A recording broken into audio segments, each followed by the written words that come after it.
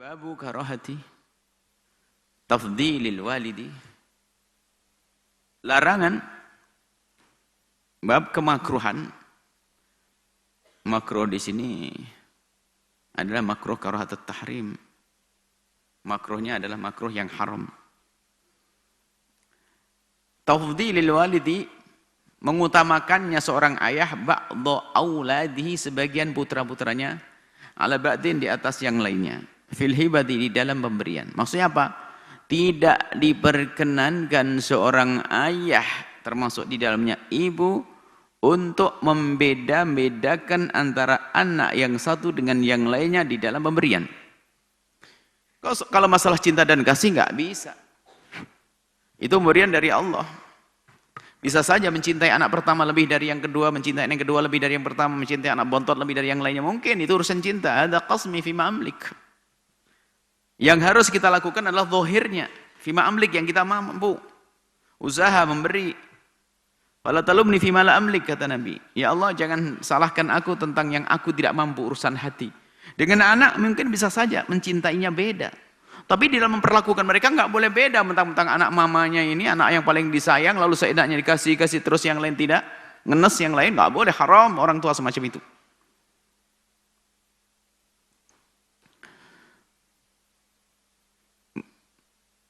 Membeda-bedakan. Ini dilarang oleh baginda Nabi karena apa? Efek buruknya itu panjang kisahnya. Sehingga ini menanamkan kedengkian di dalam diri seorang anak. Karena merasa tidak diperlakukan dengan adil oleh orang tuanya, maka akan tertanamlah benih kebencian dengan saudaranya, kedengkian dengan saudaranya, dendam kepada saudaranya. Ini akan terpendam selagi ibunya masih ada, kemudian bersama kepergian ibunda atau ayahandanya, saat itulah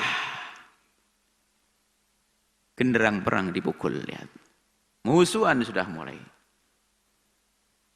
Oh, rebutan waris semuanya. Karena apa? Sudah ditanamkan, bibitnya sudah ditabur oleh orang tuanya. Hati-hati. Mau apa sudah, ibu nggak ada sudah. Begitu. Makanya hati-hati. Sesayang apapun dirimu kepada anak bontot yang sakit-sakitan itu, nggak boleh menjadikan perilakumu tidak adil dengan yang lainnya. Ini mudaratnya besar, jangan main-main. Kalau Nabi ngasih petunjuk, jangan langgar. Kalau Anda melanggar, maka Anda akan melihat akibat di anak-anak Anda. Anda mengajari jelek, benci, kebencian di antara mereka.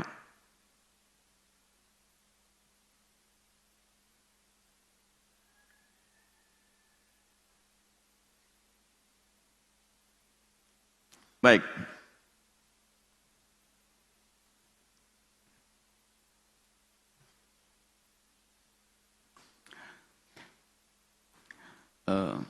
Jadi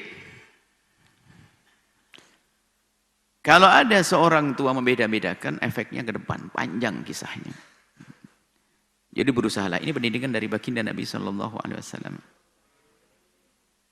Biasanya orang tua ini orang tua nggak ikhlas, sehingga merasa ini anak laki satu-satunya atau anak perempuan satu-satunya. Kecenderungannya kepada dia, harapannya nanti kalau di masa tuanya akan bersama dia.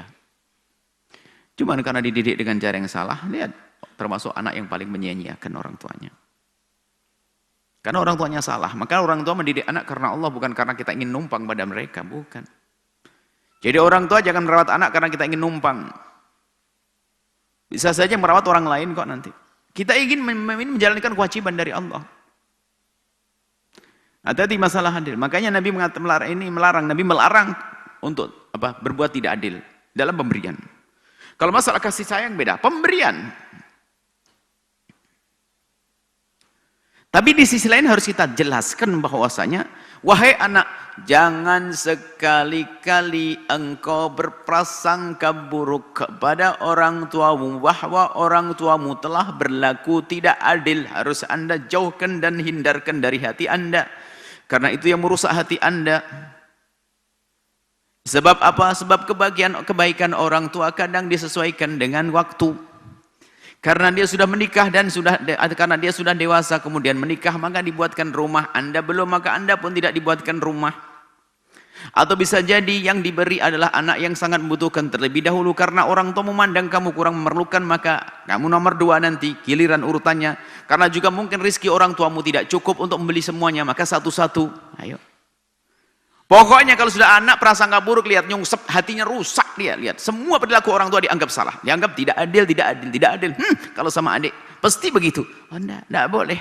Di sisi lain ada pendidikan orang tua jangan sampai tidak adil. Di sisi lain jangan sekali-kali kita sebagai anak menduga orang tua kita tidak adil, biarpun di mata kita tampak tidak adil.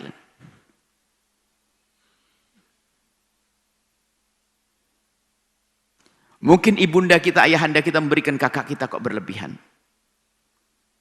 Sementara dengan kita kok kurang. Jangan sampai berkata tidak adil. Bisa jadi karena apa?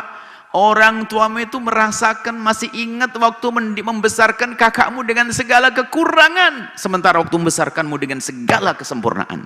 Sehingga ingin dibayar, ingin memberi kepada kakaknya yang dulu waktu masa kecilnya begini. Bisa saja begitu kok. Pokoknya jangan prasangka buruk. Kalau sudah Anda berprasangka buruk kepada orang tua, maka awas, hati-hati, setan sudah masuk di hati Anda. Biarpun terlihat di mata kita tidak adil, jangan sampai mau dibisiki setan untuk mengatakan orang tuamu tidak adil. Sebab untuk menampakkan keadilan nggak gampang bagi seorang tua. Kadang betul memberinya ada giliran, kadang-kadang memberi ini dulu, sang itu masih disimpan. Bikin membagi uang misalnya, kasih 1 juta, 1 juta, 1 juta. Kemudian kakak dulu dikasihkan, kak kamu mau pergi kemana? Pergi, mau pergi ya, dikasih duit. Yang satu mah, nah kan sudah sudah. Padahal sudah disisipkan, minggu depan kalau dipergi mau dikasih. Busuknya itu anak, neraka bagi anak itu. Tersiksa hatinya. Maka ini adalah anak-anak yang bakal berebut waris model manusia begini. Jangan berasangka buruk pada orang tua, awas, hati-hati. Dan ini kami selalu ingatkan karena apa? Banyak kejadian. Menganggap orang tuanya bisa pilih-pilih dan sebagainya.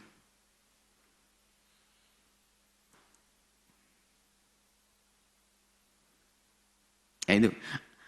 Kadang orang tua sangat cenderung kepada salah satu anaknya karena sakit-sakitan, lemah dan sebagainya.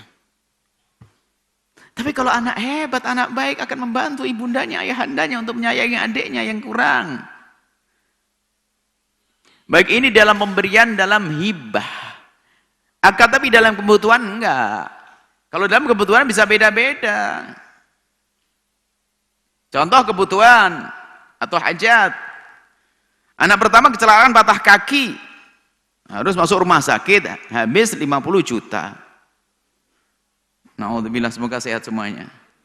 Masa yang lain bilang, bah, abah sudah ngasih 50 juta ya, buat saya mana? Wah, kamu pengen sakit, patah kaki mau esok hari. Ini kan karena hajat, nggak boleh nuntut. Atau yang satu paru-parunya, atau operasi dan sebagainya, dia 100 juta. Yang lain kan nuntut, wah kok 100 juta. Hajat, kalau hajat nggak bisa. Yang nggak boleh adalah hibah pemberian. Hajat itu sesuai dengan hajat kebutuhan.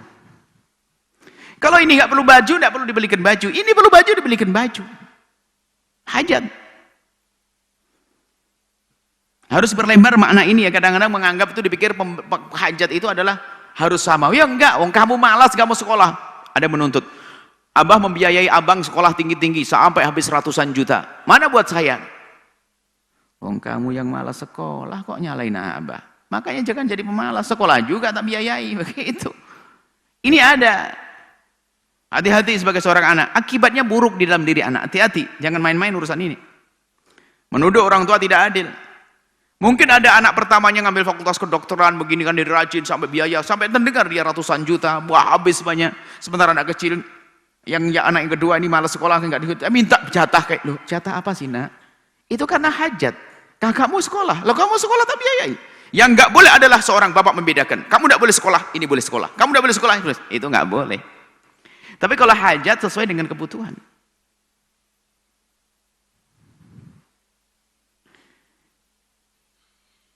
Kakak pertama tenang-tenang saja. Kakak adik yang kedua, adiknya ternyata sudah dewasa, punya hajat, ingin menikah. Dibiayai untuk menikah. Yang kakaknya, abah nggak adil, ngasih adik 50 juta untuk nikah. Bang, nikah kau tak kasih duit. Gitu. Jadi jangan sampai orang tua anak itu berprasangka buruk. Hati-hati. Semua itu bisa saja ada pada kita. Karena setan main di sini luar biasa untuk mecah belah. Oh, kalau setan tuh jurumuskan orang jangka panjang, nunggu bapaknya meninggal lalu berantem rebutan waris. Itu dari sini benih-benih yang ditabur oleh setan, dihembus, ditiup oleh setan itu. Jadi prasangka buruk ini, dan harus ditegaskan masalah ini. Banyak kejadian-kejadian adalah nanti, meledaknya nanti. Hanya batin tak diskusi sama itu. Kalau dia pasti dikasih itu. Kalau anak ibu, anak yang itu, kita ini kayak anak tiri. Kita ini kayak anak tiri. Ngerengek aja sampai nangis-nangis tidak dikasih. Wah, sudah mulai, kasak-kusuk, sudah mulai bisik sana, bisik sini. Na'udzubillah. Ya, jangan sampai kita ini prasangka buruk kepada orang tua. Di sisi lain, orang tua jangan sampai tidak adil. Adapun masalah hajah sesuai dengan masa, waktu, dan kebutuhan. Kita sambil baca. Babu karahati tafdilil wata. An Nu'man bin Bashir. Dari Sayyidina Nu'man bin Bashir. Radhiyallahu ta'ala anhuma. Semoga Allah meridhai beliau berdua. Anna abahu, ayahandanya Nu'man. Ata bihi Rasulullah. Membawa Nu'man. Yang cerita Nu'man. Ayahku membawaku kepada Rasulullah SAW. Faqala Nabi berkata. Sayyidina Bashir berkata, Inni nahaltu ibni hadha gulaman kana li. Ya Rasulullah, ini anakku, aku beri budak. Dan sebelumnya sudah aku beri kebun. Aku beri anak ini budak. Aku memberikan hadiah kepada anakku budak. Kalau zaman sekarang mungkin motor, mobil, dan sebagainya. Ini ceritanya adalah ibunya. Ibunya Nu'man ini adalah seorang faqihah. Ahli fikih. Di saat ayahanda memberikan kepada Nu'man, lalu berkata, wahai suamiku, aku tidak tenang, kecuali kau bertanya dulu kepada Rasulullah. Karena kerasa tidak nyaman, tidak adil, memberi anak yang lain tidak dikasih. Lalu baginda Nabi menjawab, faqala Rasulullah SAW, akulla waladika nahaltahu mithla hadha?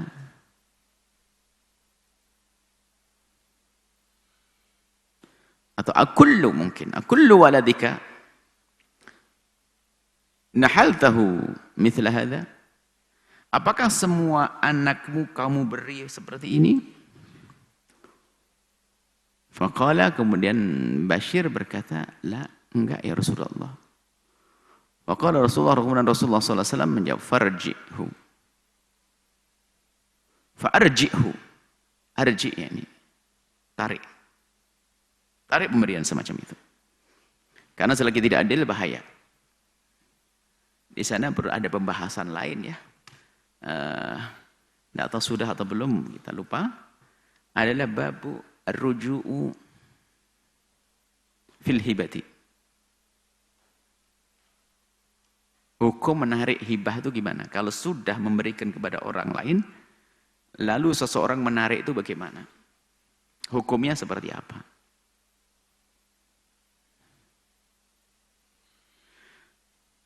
Maka ulama di sana membahas, nah, kita hubungkan di sini. Maka hikmahnya kenapa kok sampai dikatakan oleh Rasulullah boleh? Maka menarik hibah, Nabi mengatakan, menarik hibah itu akan menjadi pasti dimiliki oleh yang diberi hibah kalau sudah gobet, sudah diterima. Selagi belum diterima, maka sang pemberi bisa saja menarik pemberiannya sebelum diterima. Akan tapi kalau sudah diterima, enggak boleh. Wong sudah diberikan. Kecuali yang dijelaskan oleh sebagian fuqaha termasuk dalam mazhab Imam Asy-Syafi'i radhiyallahu taala anhu, jika ada seorang ayah memberikan hibah atau pemberian kepada anaknya, maka sang ayah boleh menarik. Dengan catatan, barang tersebut masih di bawah naungan atau di bawah genggaman atau di bawah kekuasaan sang anak dan berubah menjadi yang lainnya. Contohnya seorang ayah memberikan kepada sang anak motor atau mobil atau tanah dan seterusnya. Sementara sang anak belum menggunakan apa-apa, berarti masuk utuh bisa ditarik oleh orang tuanya. Tapi kalau sudah ditransaksikan, dijual belikan oleh sang anak, nggak bisa lagi. Jadi dalam madhab Jumhur termasuk dalam mazhab Imam Syafi'i, boleh seorang ayah menarik hadiah atau hibah yang pernah diberikan kepada anaknya dengan catatan di saat hibah itu masih belum berubah. Kalau berubah nggak bisa lagi. Kalau berubah tidak bisa lagi. Termasuk di dalamnya adalah ibunda. Ibunda boleh menarik. Karena walid ini adalah maknanya adalah juga masuk di dalamnya adalah ibunda. Sementara ada mazhab yang mengatakan tidak boleh. Seperti kalau tidak salah mazhab Imam Abu Hanifah mengatakan nggak boleh menarik. Tapi jelas melalui teks hadis mengatakan boleh seorang ayah menarik.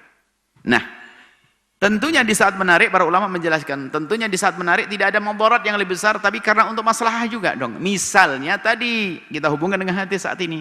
Seorang tua terlanjur memberikan kepada anaknya sesuatu, ternyata ia baru sadar kalau ternyata ini semuanya tidak adil.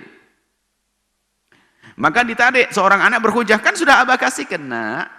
Kan boleh setelah dikasihkan oleh abah, sudah kamu terima, dalam fikih kan ada. Difahamkan anak. Tentunya juga jangan sampai menjadi sebab anak itu nanti marah dan sakit hati. Maka caranya bukan begini, bukan ditarik, ini termasuk caranya saja. Adapun yang jelas menarik hibah yang telah diberikan kepada anak boleh, tapi caranya bukan setelah hibah untuk berbuat adil langsung dikasihkan adiknya. Marah dong. Oh, mau dikasihkan sana aja. Malah mengadu, akhirnya ditarik dulu, setelah tenang, mungkin dalam bentuk yang lain, kemudian selalu dibagi lagi. Tapi sebelumnya difahamkan, mohon maaf karena ayahmu telah tidak adil waktu itu, maka ayah tarik.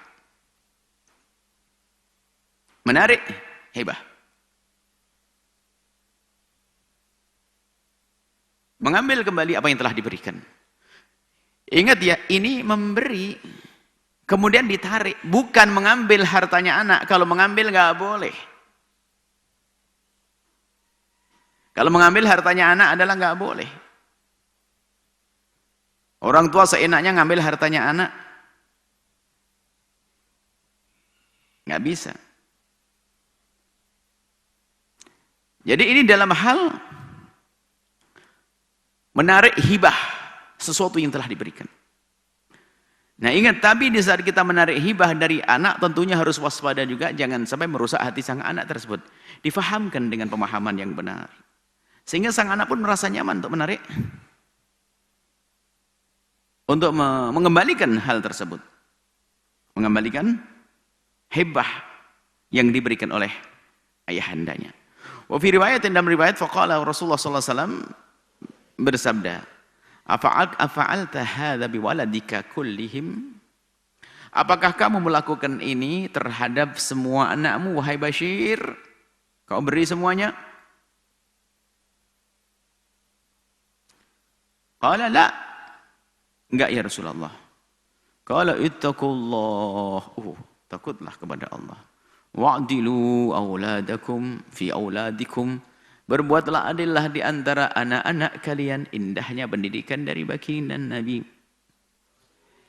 Setelah mendengar begitu teguran Nabi, seorang yang insaf enggak ruwet, faraja'a abi, menarik kembali ayat. Faradat tilka sadaqata, kemudian dikembalikan sedekah tersebut. Masalah farad dan sedekah sebagian menjelaskan karena itu biasanya juga dikasih sama orang. Kemudian setelah dikasih sama orang diberikan kepada anaknya. Lalu diambil dikembalikan kepada orang tersebut. Cuman inti permasalahannya di sini, faraja. Biasa para salafus saleh itu adalah tidak pernah ragu untuk mengikuti baginda Nabi biarpun itu adalah hal yang berat. Langsung faraja abi. Wa fi riwayatin, dalam riwayat faqala Rasulullah bersabda, ya Bashir, wahai Bashir, alaka waladun siwa hadha? Kamu punya anak lagi selain ini? Qala na'am. Ya Rasulullah ada. Qala akulluhum wahabta lahu mithla hadha? Akulluhum aw kullahum? Apakah semua dari mereka kau beri pemberian seperti ini? Qala la, tidak ya Rasulullah. Qala fala tushhidni idzan fa inni la ashhadu ala jawrin. Tidak ya Rasulullah, aku tidak beri semua anakku. Maka Nabi mengatakan, fala tushhidni. Kalau begitu jangan kau jadikan aku saksi seperti ini. Karena aku tidak menyaksikan sesuatu yang keluar dari kebenaran. Jaur adalah keluar daripada jalur, dari rel. Jadi ini permintaan dari istrinya Bashir tadi. Jangan sampai dilanjutkan ini sampai engkau minta. Sampai ini disaksikan oleh Rasulullah SAW. Pergilah kepada Rasulullah. Lalu Bashir datang kepada Rasulullah. Istrinya Fakihah. Maka enak kalau punya istri alim begitu tuh enak. Ya. Salah langsung ditegur, ingatkan. Enggak bablas. Sehingga bangun. Dan alim itu adalah alim yang sifatnya makna di dalam hati. Dia peka, ini halal atau haram. Biarpun dia ngerti hukum, dia kerasa enggak enak itu. Kayaknya enggak nyaman, bang. Tolong tanya Ustadz, bang. Wah, itu istri yang soleha. Wah, hati-hati orang seperti itu. Itu wali tersembunyi di balik kekuasaanmu itu, wahai para suami. Istri yang sering mengingatkan, yang selalu takut akan keharaman itu istimewa. Jangan dimarahi, jangan bilang rewel kau cerewet, bikin susah zaman begini pandemi, bilang halal haram halal. Wah, jangan gitu, hati-hati, nyungsep kau nanti. Jadi istri-istri istimewa ini mengingatkan, bang, ini kok saya kurang serak, bang, coba tanyalah Ustaz. Tanya dong, setelah bertanya pasti nerima itu sang istri. Wafiriyatan la tushini ala jaur, jangan kau menjadikan aku saksi di dalam hal-hal yang tidak baik, keluar dari benar. Jalur jaur itu keluar dari jalur kebenaran. Wafiriyatan dalam riwayat lain,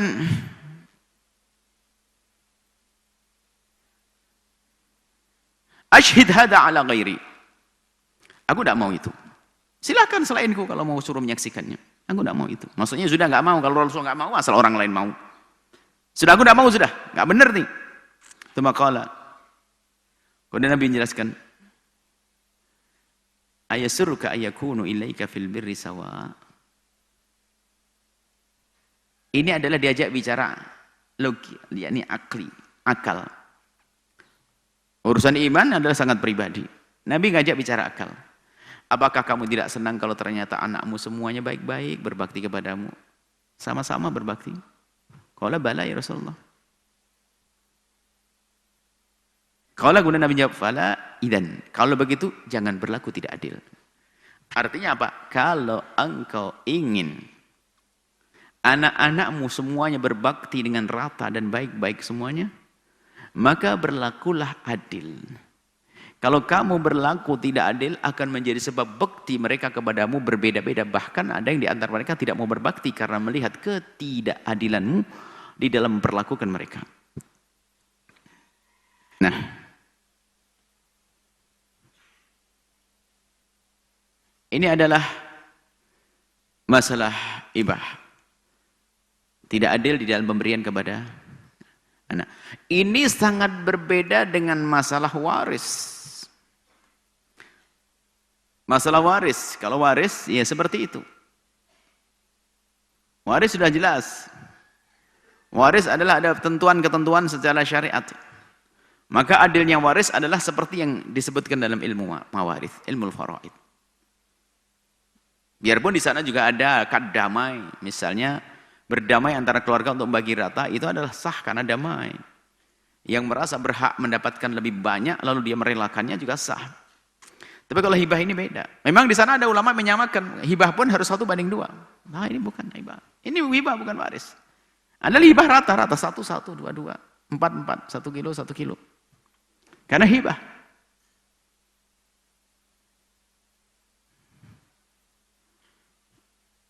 Dan memang hal ini memang ditemukan di masyarakat memang. Sampai sering kalau kita melihat pertanyaan-pertanyaan yang datang kepada kita itu mengarah kepada hal yang demikian itu. Beberapa yang ada Buya, saya itu sering dimintai, suami saya lah ini ada istrinya yang kemarin 2 minggu yang lalu, atau suami saya itu Buya selalu membantu ibunya, padahal ibunya kan sudah cukup. Cuman selalu bantuannya diberikan kepada anak kesayangan ibundanya. Ini pertanyaan dari iparnya.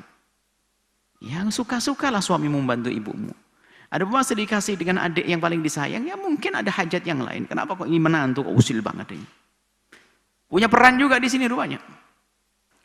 Jadi pasangan atau istri kadang mengajari suaminya untuk menuntut. Tuh, abah tidak adil tuh, lihat. Bukannya abang-abang dibelikan mobil. Kita belum dibelikan mobil. Ini mantu yang ngomong. Akhirnya suaminya yang di rumah adem ayam ngomong, benar juga ini. Nah, ini istrinya di neraka juga. Ini iblis berjalan di atas bumi menyamar pakai kerudung. Ngajari suaminya untuk menuntut. Sampai nanti berebut waris pun juga begitu. Pasangan ini berarti sekali. Pasangan menggoda, bang. Ambillah haknya bang. Kita kan punya hak. Hak kan boleh, halal. Ya memang mau diambil, tapi belum waktunya. Atau belum selesai pembagiannya, atau belum bisa diuangkan dan sebagainya. Cuman kadang usilnya hati busuk gitu. Maka jadilah hati yang baik. Kalau menjadi hati yang baik, apakah engkau menjadi anak atau menjadi mantu, tetap saja baik dan mengajarkan kebaikan kepada orang lain. Alangkah banyaknya pasangan inilah menjadikan seorang suami menjadi kurang ajar, berbuat jelek. Bahkan tadi prasangka kepada orang tuanya gara-gara istri. Atau gara-gara suami. Makanya kita berharap bahwasanya mantu-mantu itu kalau dalam urusan pribadi waris itu jangan deket-deket dulu deh. Kadang na'udzubillah ganjilannya di sini, Masya Allah. Dan kita menemukan orang keluarga baik-baik semuanya. Bertujuh, keluarga baik semuanya. 7 atau 6 lupa. Ada. Baik semuanya, anaknya semuanya baik, musyawarah sudah clear. Begini caranya, bagaimana? Yang satu tiba-tiba berubah sampai di rumah. Perempuan. Suaminya mempengaruhi luar biasa. Setengah ustadz lagi. Kalau ustadz beneran kan enak. Setengah ustadz. Maksudnya setengah ustadz tuh dia itu adalah punya ilmu tapi akhlaknya bukan. Mau ngajari begini-begini. Akhirnya ramai lagi keluarga itu. Innalillah. Kok ada manusia begitu? Menuntut ilmu lama-lama katanya. Belajar ya lama. Belajar dari masalah lama tapi hatinya busuk, hatinya kotor. Apa yang terjadi? Ribut lagi. Sampai sekarang tidak terselesaikan. Padahal kalau dulu oke, selesai. Pembagian sudah rapi, kebaikan sana begini, ini, gini, ini. Enggak mau, harus begini. Lihat. Awas, jangan ajari suamimu berbuat jahat, wahai istri. Jangan ajari istrimu berbuat jahat kepada saudaranya. Jangan ajari suamimu mengatakan tidak adil kepada bapak ibunya. Jangan ajari istrimu berkata tidak adil kepada bapak ibunya. Hati-hati. Bahkan redam. Hibur. Kalau seandainya betul-betul melihat di kenyataannya ibunda atau mertuamu itu tidak adil kepada istrimu, maka katakan kepada istri yang bukan abah tidak adil, hati-hati. Mungkin sudah disiapkan untuk kita. Mungkin kita sudah diberi dari dulu dan ini adik belum. Atau mungkin adik ini adalah ada hajat pribadi. Jangan sampai gitu, harus begitu. Berani meredam. Ngedem-ngedemlah. Nenangkan pasangannya. Dan seterusnya. Ini adalah satu perjuangan yang luar biasa. Karena kalau kita lihat hari ini problem yang luar biasa adalah problem perebutan waris. Dan kalau kita lacak ke atas perebutan waris ini diantaranya adalah karena orang tua tidak adil. Dan tidak mengajarkan hati saling mencintai. Karena ketidakadilan orang tua itu menjadikan sebab permusuhan dan permusuhan itu menanam kebencian dan kedengkian sehingga tidak ada rasa kasih di antara mereka, maka muncullah perebutan waris. Dan kalau sudah orang punya sifat begini dia akan mempengaruhi pasangannya juga. Karena dia punya jiwa jelek. Maka pasangannya pun akan diajari yang serupa ahli neraka semuanya. Bapaknya ahli neraka, menantunya ahli neraka, suami ahli neraka, istri ahli neraka. Maka mari kita berbenah semuanya. Kita berbenah semuanya. Kalau jadi orang tua berusahalah yang adil. Jika Anda menjadi anak, jangan katakan orang tuamu tidak adil. Indah. Setelah itu, kita husnudzon dan semoga Allah menjaga hati kita semuanya. Wallahu a'lam bishawab.